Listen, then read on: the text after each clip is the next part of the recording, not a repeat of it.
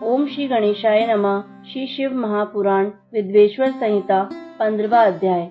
इस अध्याय में हम जानेंगे देश, काल, पात्र और दान आदि का विचार।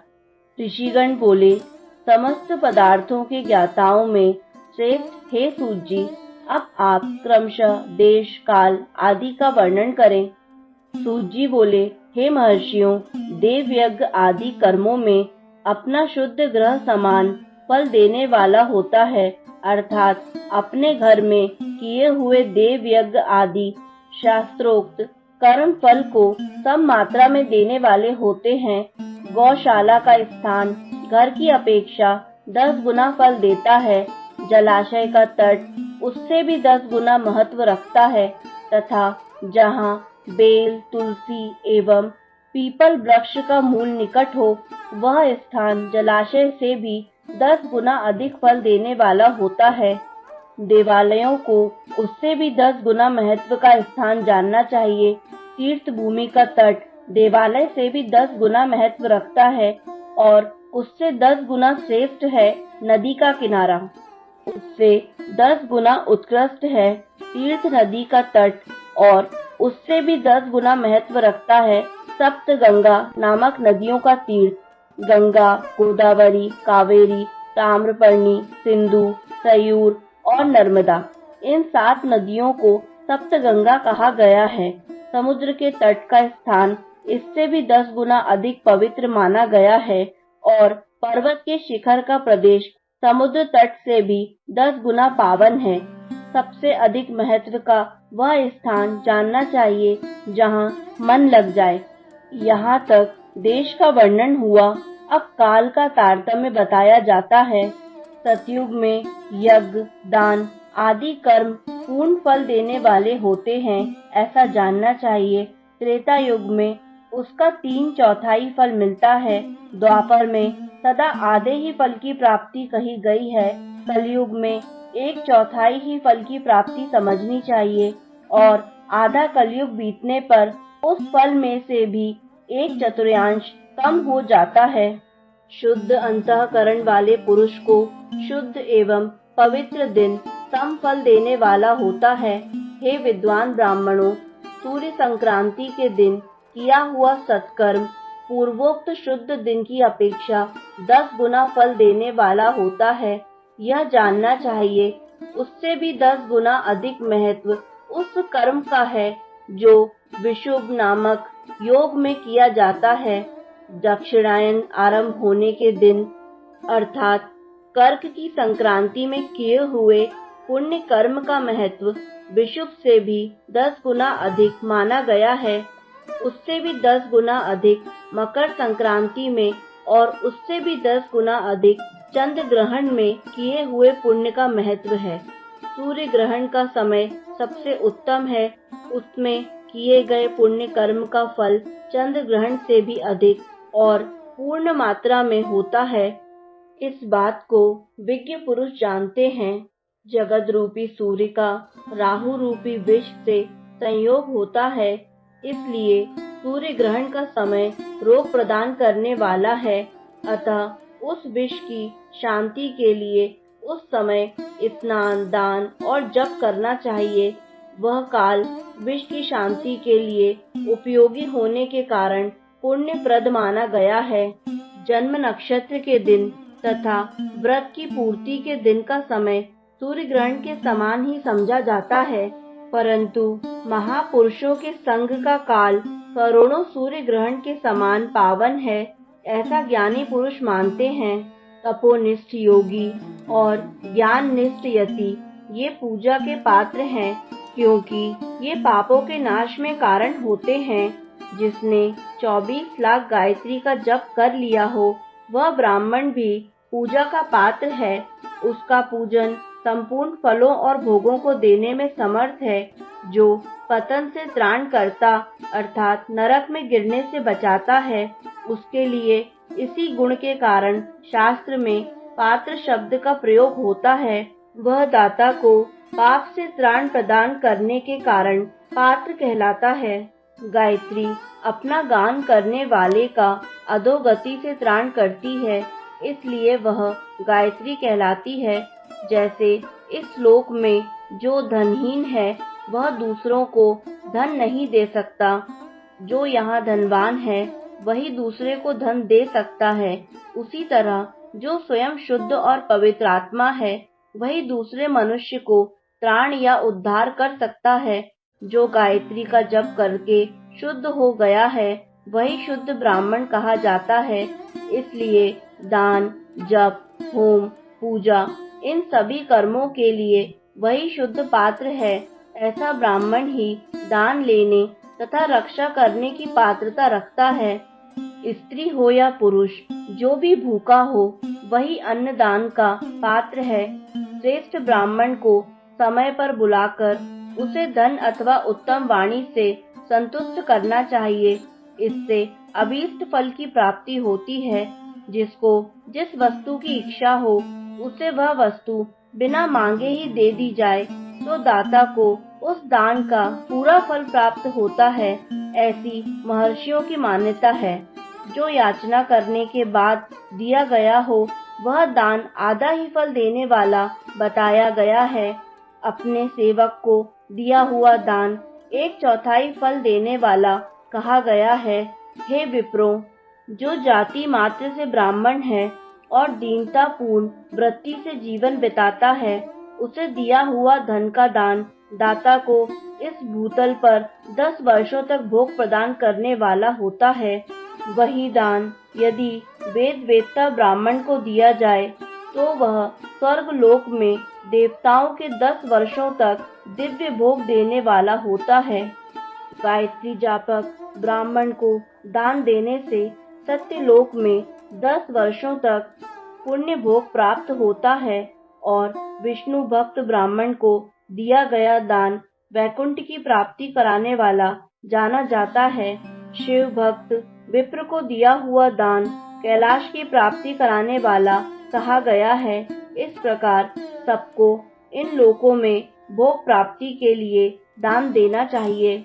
रविवार के दिन ब्राह्मणों को दशांग अन्न देने वाला मनुष्य दूसरे जन्म में 10 वर्षों तक निरोग रहता है। बहुत सम्मान पूर्वक बुलाना, अभ्यंग अर्थात चंदन आदि, पाद सेवन, वस्त्र, गंध आदि से पूजन, घी के मालपुए आदि सुंदर भोजन, छयों रस व्यंजन, दक्षिणा सहित तांबूल, नमस्कार और जाते समय अनुगमन, ये अन्नदान के 10 अंग कहे गए हैं। 10 ब्राह्मणों को रविवार के दिन दशांग अन्न का दान करने वाला 100 वर्ष तक निरोग रहता है। सोमवार आदि विभिन्न वारों में अन्नदान का फल उन वारों के अनुसार दूसरे जन्म में इस पृथ्वी लोक में प्राप्त होता है, ऐसा जानना चाहिए। 7 वारों में 10-10 ब्राह्मणों को दशांग अन्नदान करने से 100 वर्ष तक आरोग्य आदि फल प्राप्त होते हैं। इस प्रकार रविवार के दिन ब्राह्मणों को अन्नदान करने वाला मनुष्य 1000 वर्षों तक शिवलोक में आरोग्य लाभ करता है। इसी प्रकार 1000 ब्राह्मणों को अन्नदान करके मनुष्य 10,000 वर्षों तक आरोग्य भोग करता है। विद्वान को सोमवार आदि दिनों के विषय में भी ऐसा ही जानना चाहिए। रविवार को गायत्री जप से पवित्र अंतःकरण वाले 1000 ब्राह्मणों को अन्नदान करके मनुष्य सत्यलोक में आरोग्य आदि भोगों को प्राप्त करता है। इसी प्रकार 10,000 ब्राह्मणों को दान देने से विष्णु लोक में ऐसी प्राप्ति होती है और 1 लाख ब्राह्मणों को अन्नदान करने से रुद्र लोक में भोग की प्राप्ति होती है। विद्या की कामना वाले मनुष्य को ब्रह्म बुद्धि से बालकों को दशांग अन्न का दान करना चाहिए। पुत्र की कामना वाले लोगों को विष्णु बुद्धि से युवकों को दान करना चाहिए और ज्ञान प्राप्ति की इच्छा वालों को रुद्र बुद्धि से वृद्ध जनों को दान देना चाहिए। इसी प्रकार बुद्धि की कामना करने वाले श्रेष्ठ मनुष्यों को सरस्वती बुद्धि से बालिकाओं को दशांग अन्न का दान करना चाहिए। सुख भोग की कामना वाले श्रेष्ठ जनों को लक्ष्मी बुद्धि से युवतियों को दान देना चाहिए। आत्मज्ञान की इच्छा वाले लोगों को पार्वती बुद्धि से वृद्धा स्त्रियों को अन्न दान करना चाहिए। ब्राह्मण के लिए शील तथा उच्च वृत्ति से लाया हुआ और गुरु दक्षिणा में प्राप्त हुआ अन्न धन शुद्ध द्रव्य कहलाता है। उसका दान दाता को पूर्ण फल देने वाला बताया गया है। शुद्ध अर्थात शुक्ल, प्रतिग्रह अर्थात दान में मिला हुआ द्रव्य मध्यम द्रव्य कहा जाता है और खेती, व्यापार आदि से प्राप्त धन अधम द्रव्य कहा जाता है। क्षत्रियों का शौर्य से कमाया हुआ, वैश्यों का व्यापार से कमाया हुआ और शूद्रों का सेवा वृत्ति से प्राप्त किया हुआ धन भी उत्तम द्रव्य कहलाता है। धर्म की इच्छा रखने वाली स्त्रियों को जो धन पिता एवं पति से मिला हुआ हो, उनके लिए वह उत्तम द्रव्य है। गौ आदि 12 वस्तुओं का चैत्र आदि 12 महीनों में क्रमशः दान करना चाहिए अथवा किसी पुण्य काल में एकत्रित करके अपनी अभीष्ट प्राप्ति के लिए इसका दान करना चाहिए। गौ, भूमि, तिल, स्वर्ण, घी, वस्त्र, धान्य, गुड़, चांदी, नमक, कोहड़ा और कन्या, ये ही वे 12 वस्तुएं हैं। गौदान में दी हुई गाय के उपकारी गोबर से धन धान्य आदि ठोस पदार्थों के आश्रय से टिके पापों का नाश होता है और उसके गौमूत्र से जल, तेल आदि तरल पदार्थों में रहने वाले पापों का नाश होता है। उसके दूध, दही और घी से कायिक, वाचिक तथा मानसिक तीनों प्रकार के पाप नष्ट हो जाते हैं। उनसे कायिक आदि पुण्य कर्मों की पुष्टि भी होती है। ऐसा बुद्धिमान मनुष्य को जानना चाहिए। हे ब्राह्मणों, भूमि का दान इहलोक और परलोक में प्रतिष्ठा अर्थात आश्रय की प्राप्ति कराने वाला है। तिल का दान बलवर्धक एवं मृत्यु का निवारक कहा गया है। स्वर्ण का दान जठराग्नियों को बढ़ाने वाला तथा वीर्यदायक है। घी के दान को पुष्टिकारक जानना चाहिए। वस्त्र का दान आयु की वृद्धि कराने वाला है, ऐसा जानना चाहिए। धान्य का दान अन्न की समृद्धि में कारण होता है। गुड़ का दान मधुर भोजन की प्राप्ति कराने वाला होता है। चांदी के दान से वीर्य की वृद्धि होती है। लवण का दान षड्रस भोजन की प्राप्ति कराता है। सब प्रकार का दान संपूर्ण समृद्धि की सिद्धि के लिए होता है। विज्ञ पुरुष कूष्मांड के दान को पुष्टिदायक मानते हैं। कन्या का दान आजीवन भोग देने वाला कहा गया है। हे ब्राह्मणों, वह लोक और परलोक में भी संपूर्ण भोगों की प्राप्ति कराने वाला है। कटहल, आम, कैत आदि वृक्षों के फल, केला आदि औषधियों के फल तथा जो फल लता एवं गुल्मों से उत्पन्न हुए हों, मुष्ट अर्थात आवरण युक्त फल जैसे नारियल, बादाम आदि, उड़द, मूंग आदि दालें, शाक, मिर्च, सरसों आदि, तेल, मसाले और ऋतुओं में तैयार होने वाले फल समय समय पर बुद्धिमान व्यक्ति द्वारा दान किए जाने चाहिए। विद्वान पुरुष को चाहिए कि जिन वस्तुओं से श्रवण आदि इंद्रियों की तृप्ति होती है, उनका सदा दान करें।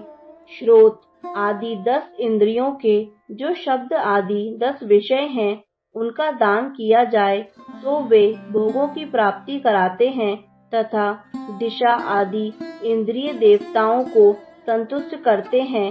वेद और शास्त्र को गुरु मुख से ग्रहण करके गुरु के उपदेश से अथवा स्वयं ही बोध प्राप्त करने के पश्चात जो बुद्धि का यह निश्चय होता है कि कर्मों का फल अवश्य मिलता है, इसी को उच्च कोटि की आस्तिकता कहते हैं। भाई बंधु अथवा राजा के भय से जो आस्तिकता, बुद्धि या श्रद्धा होती है, वह कनिष्ठ श्रेणी की आस्तिकता है। जो सर्वथा दरिद्र है, जिसके पास सभी वस्तुओं का अभाव है, वह वाणी अथवा कर्म अर्थात शरीर द्वारा यजन करे। मंत्र, स्तोत्र और जप आदि को वाणी द्वारा किया गया यजन समझना चाहिए तथा तीर्थ यात्रा और व्रत आदि को विद्वान पुरुष शारीरिक यजन मानते हैं। जिस किसी भी उपाय से थोड़ा हो या बहुत देवतार्पण बुद्धि से जो कुछ भी दिया अथवा किया जाए वह दान या सत्कर्म भोगों की प्राप्ति कराने में समर्थ होता है। तपस्या और दान ये दो कर्म मनुष्यों को सदा करने चाहिए तथा ऐसे ग्रह का दान करना चाहिए जो अपने वर्ण अर्थात चमक दमक या सफाई और गुण अर्थात सुख सुविधा से सुशोभित हो। बुद्धिमान पुरुष देवताओं की तृप्ति के लिए जो कुछ देते हैं वह अतिशय मात्रा में और सब प्रकार के भोग प्रदान करने वाला होता है। उस दान से विद्वान पुरुष इलोक और परलोक में उत्तम जन्म और सदा सुलभ होने वाला भोग पाता है। ईश्वरार्पण बुद्धि से यज्ञ, दान आदि कर्म करके मनुष्य मोक्ष फल का भागी होता है। जो मनुष्य इस अध्याय का सदा पाठ अथवा श्रवण करता है उसे धार्मिक बुद्धि प्राप्त होती है तथा उसमें ज्ञान का उदय होता है। इस प्रकार श्री शिव महापुराण के अंतर्गत प्रथम विद्वेश्वर संहिता में देश, काल, पात्र आदि का वर्णन नामक 15वां अध्याय पूर्ण हुआ। दोस्तों, आगे आने वाले अध्यायों को निरंतर सुनने के लिए हमारे YouTube चैनल आध्यात्मिक कथाएं को लाइक करें, सब्सक्राइब करें और बेल आइकन पर प्रेस करें ताकि आगे आने वाली सभी वीडियो की जानकारी आपको निरंतर मिलती रहे। धन्यवाद।